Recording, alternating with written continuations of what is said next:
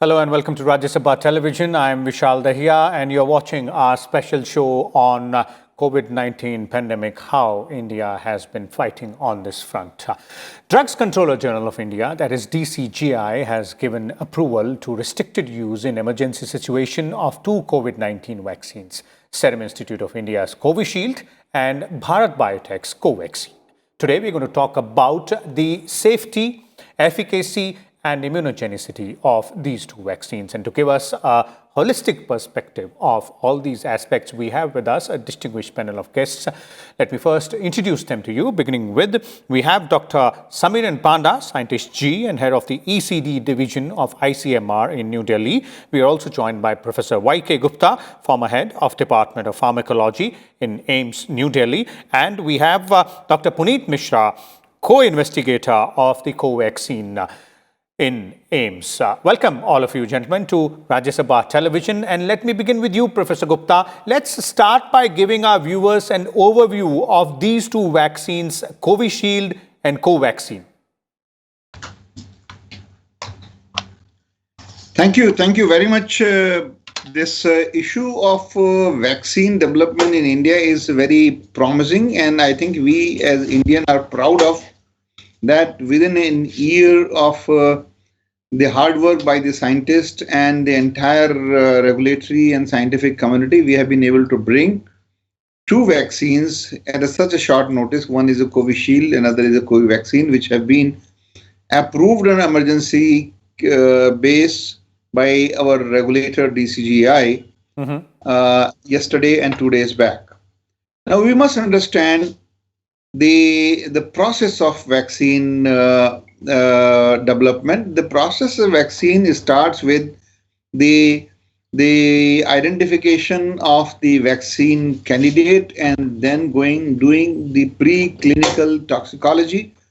And after the preclinical safety and the possible efficacy is established, the candidate goes to the clinical trial of phase 1 and then phase 2 and phase 3 and then the phase 4, that is the post-marketing or what we call it the AEFI. In this situation, where the country has an emergency, where we have no treatment, where the vaccine could be much beneficial, there is a provision in the regulation which is called as an emergency authorization.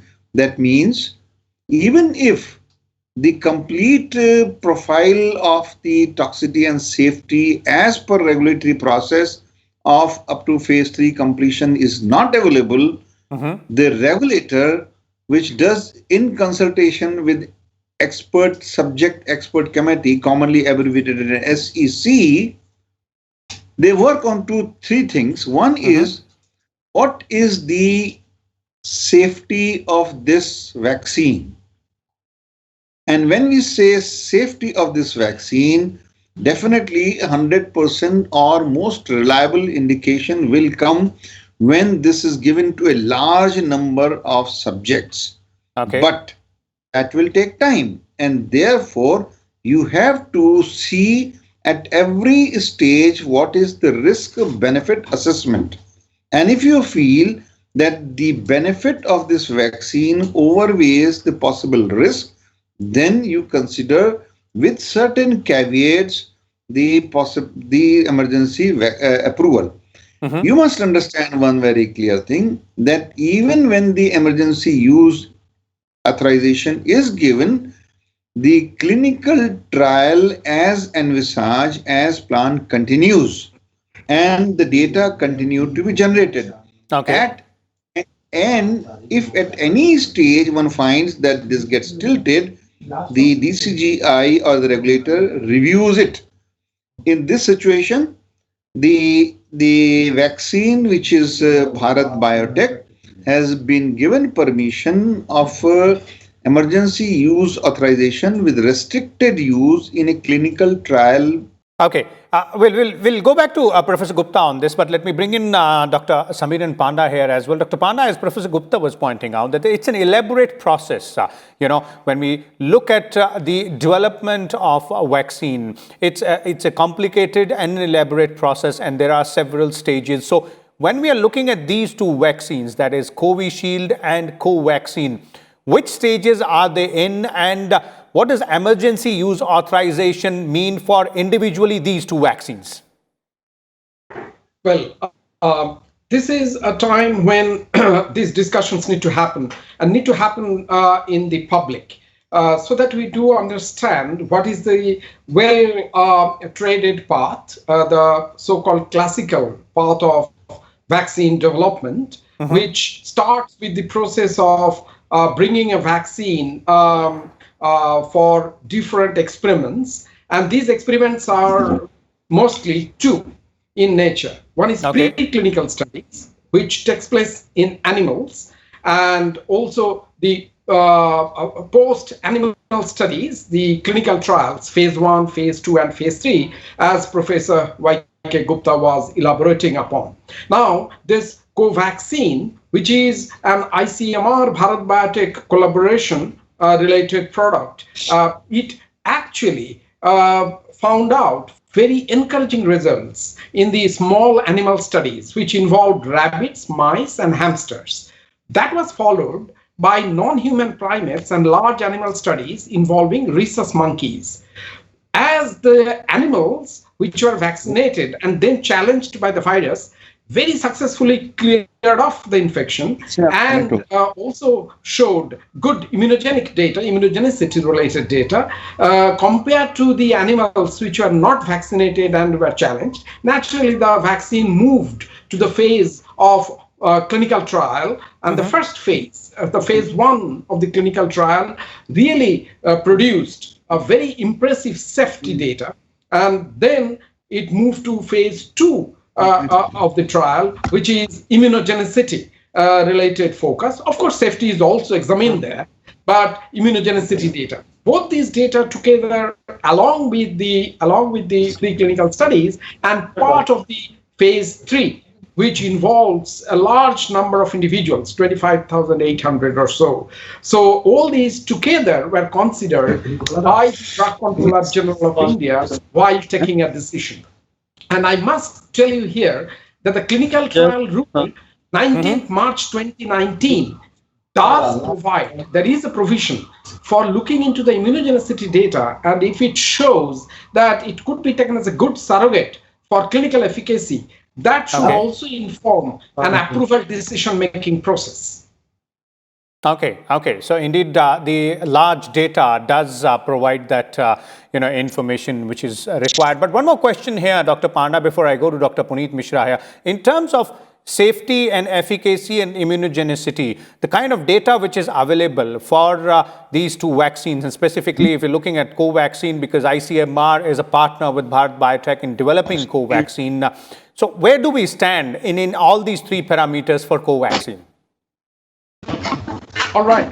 So safety data, which comes from phase 1, clearly showed that Covaxin was very safe a vaccine, and that vaccine actually had the merit of going to phase 2.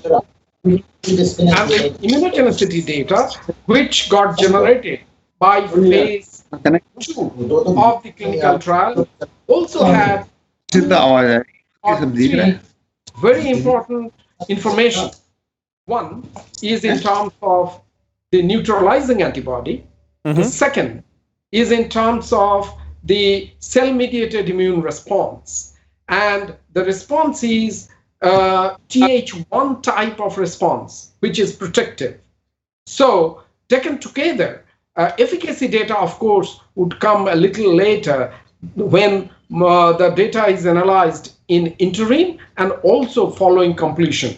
But they have already completed, the Covaxin, Bharat Biotech has completed recruitment of 22,000 individuals. So it's just a little away from completing the total recruitment, and 2 doses have already been given to the large number of trial participants. Okay. Indeed, we'll talk more about this particular data there, but let me also bring in Dr. Puneet Mishra. Dr. Mishra, you've been a co-investigator for Covaxin during the trial stage, which was conducted at several hospitals, including AIIMS as well, where you are working presently. So what's your experience on these parameters vis-a-vis Covaxin?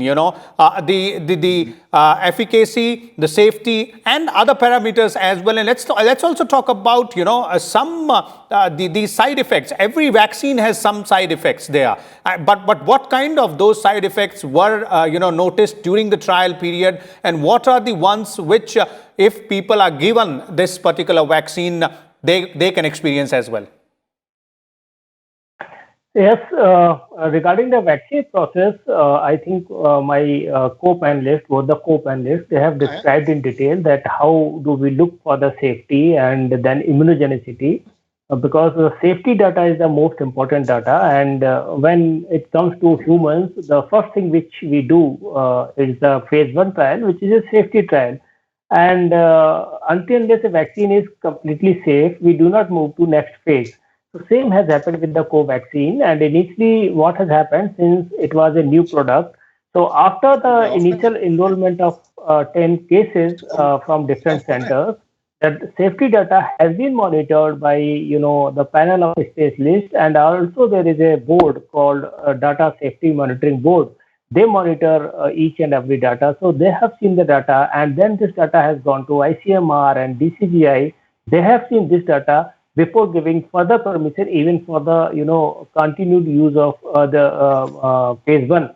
Mm-hmm. Once the phase 1 was successful, because in modern medicine, what we believe is do no harm. So first thing is it should not be harmful. So that's what we have done for the safety. And then it was the phase 2, which where we have seen the immunogenicity, and immunogenicity has been seen by looking at the antibodies which this vaccine has produced, and that has been tested in the blood, and through the neutralizing antibodies, we were able to know that these people, they have the sufficient antibody titer which should be there to neutralize. And so this is regarding the phase 1 and phase 2. Next question, which you have asked about the safety and the side effect. Yes, we couldn't see any major side effect or severe event, which is called a severe adverse event. It was not there at our center. The only side effect which is prevalent with any injectable, they are like little pain at the injection site, redness, and maybe little bit fever.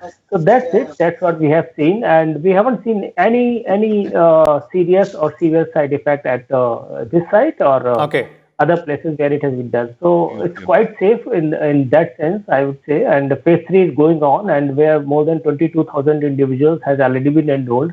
And we have not seen any side effect which should be, preventing us from doing further research. Okay. Dr. Panda, your views on the side effects as far as Covaxin is concerned. What are the ones which have emerged during the trial process? As Dr. Mishra very rightly highlighted, that most of the side effects that were encountered among the trial participants were minor side effects like pain or little bit of feeling feverish. But the other side effects which could be considered as serious adverse event in any vaccine trial, I'm not just talking about Covaxin, then require in-depth examination to see whether a serious adverse event is causally linked to the investigational product.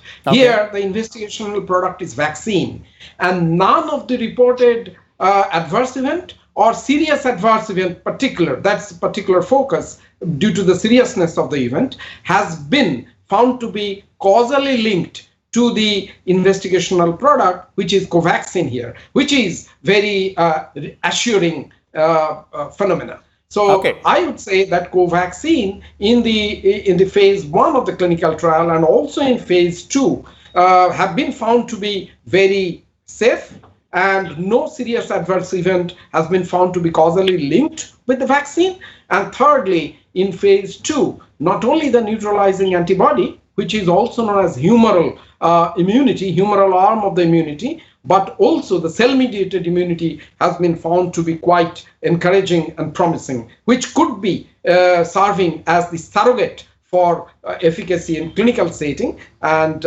interim analysis of the phase 3 data and following completion, of course, would give us more data in order to take an inference from there.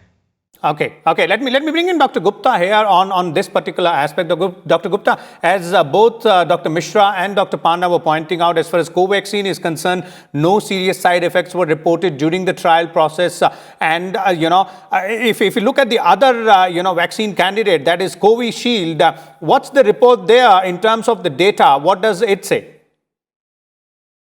I would say, as Dr. Singh and both the panelists have very clearly said, and we have to look for 2-3 things. One is the background of the vaccine candidate. Number 2, what we see is the preclinical data and also in the phase 1 and phase 2 data. And what has been seen very carefully, that so far there is no evidence of serious adverse event or clustering of unacceptable adverse event with any of these two. Now, I would say 2 important things. We give emergency authorization based on the potential use of this versus the possible side effect or toxicity. When the difference between the potential use and the potential side effect is so wide, it deserves to be permitted in under emergency authorization. Okay. Now, the basic fundamental is you have to be cautious, that you have to be careful, that any adverse event happens, you have to report it, examine, as we said, causality assessment is to be done, and do the assessment, but not to be unnecessarily apprehensive. Don't be panicked, don't be apprehensive, and don't create lack of confidence in the public. Public should be very sensitive and public should be reassured, and that is what the regulator, the Ministry of Health, Department of Biotechnology is doing, that they are introducing a vaccine into the public after due assessment of the risk benefit, and therefore no need to be apprehensive, no need to be unnecessarily panicked. The public needs to be educated, given reassurance कि भाई, whatever we are giving to you has a risk benefit very carefully assessed. However, only one thing, that if anything happens, please report it. For vaccine giver, if anything happens, please analyze.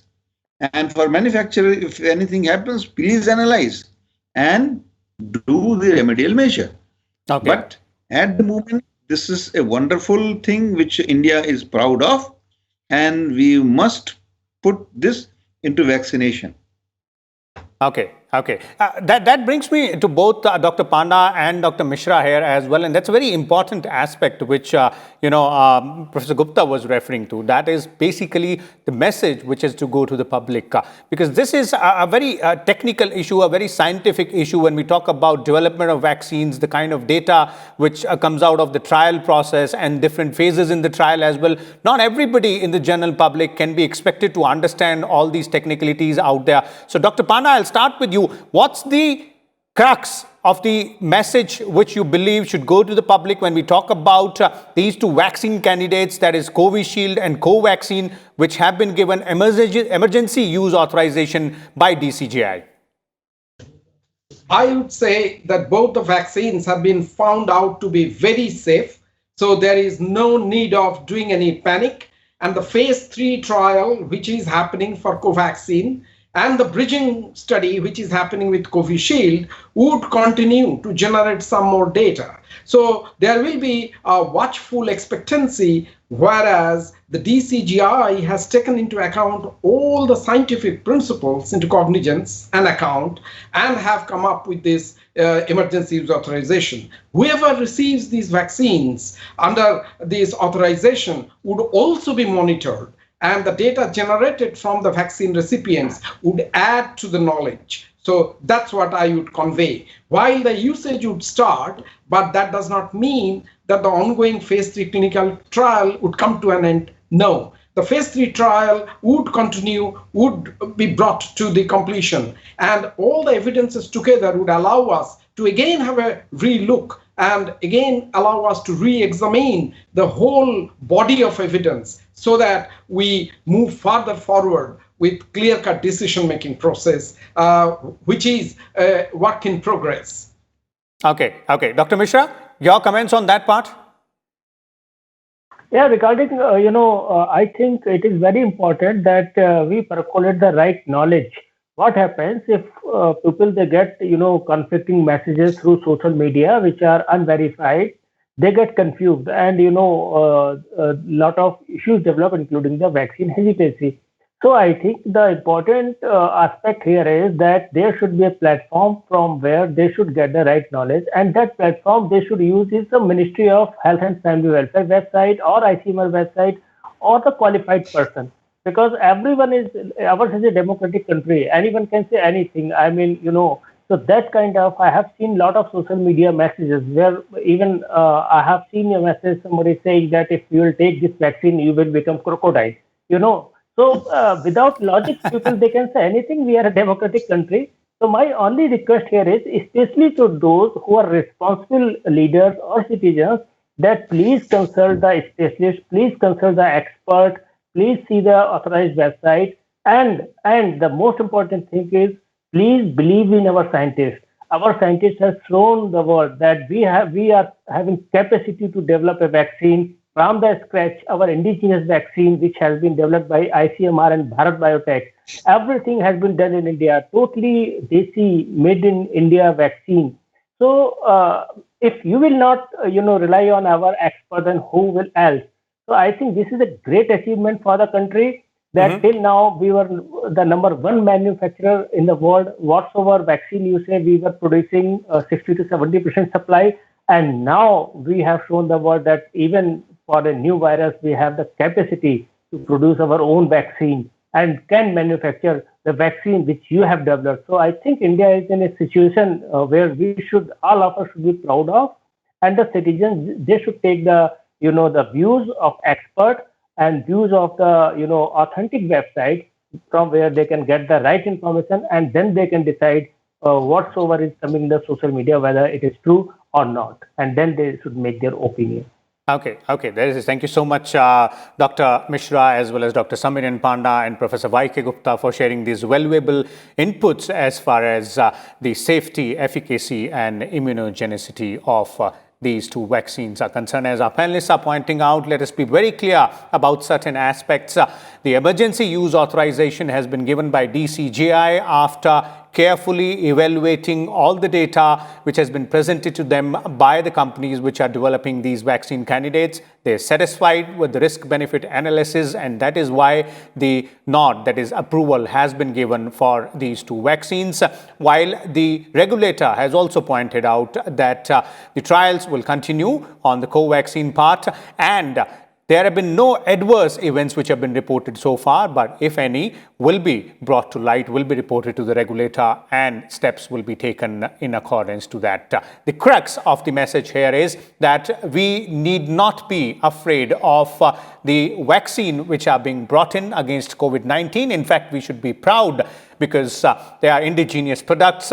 They've been worked upon very hard by our own scientists and other people involved with this as well. So there it is, all about COVID-19 vaccine. Only follow the information coming in from verified sources, from verified experts, from the government, as well as the regulators as far as COVID-19 vaccine is concerned. Also, please do not forget to ensure COVID-appropriate behavior. Now that the vaccine is around the corner, we still need to be very cautious, and this is a simple 3-step behavior. That is, one should wash your hands clearly, wear a mask, and follow social distancing of at least 6 feet when we are out there in public.